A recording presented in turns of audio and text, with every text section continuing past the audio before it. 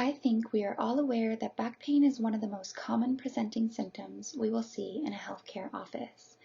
Due to the wide range of causes, it's extremely important to understand where this pain is coming from and how to best treat it.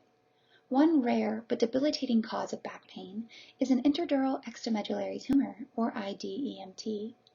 These tumors can press on the spinal cord, causing lifelong disabilities including back or radicular pain and motor or sensory deficits.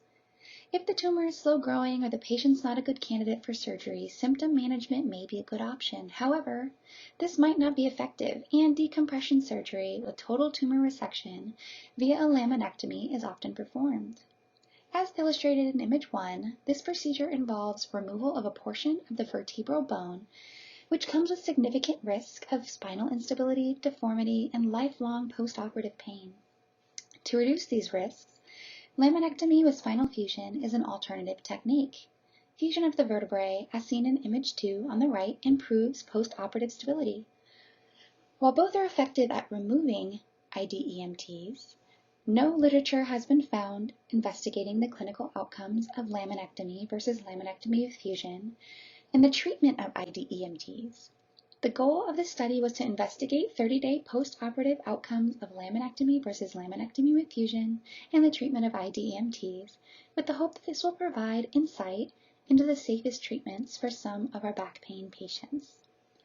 This was a retrospective chart review of 2,027 total patients who either underwent laminectomy or laminectomy with fusion to treat IDEMTs. Patient demographics and 30-day post-operative outcomes were assessed. Of the roughly 2,000 procedures, 9% of them had spinal fusion. While only 19% of the surgeries occurred in the cervical spine, this location accounted for 40% of spinal fusions, as seen in Figure 1.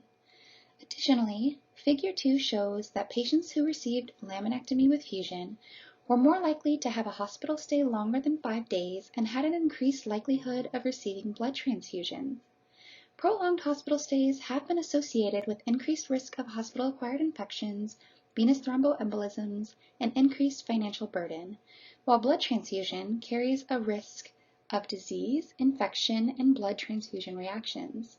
Whether treating conservatively or with laminectomy with or without fusion, IDEMTs come with significant risk. Understanding and recognizing these outcomes of IDEMT management will best enable us to care for these patients. Further studies comparing long-term outcomes may illuminate additional factors in the ongoing management of IDEMTs.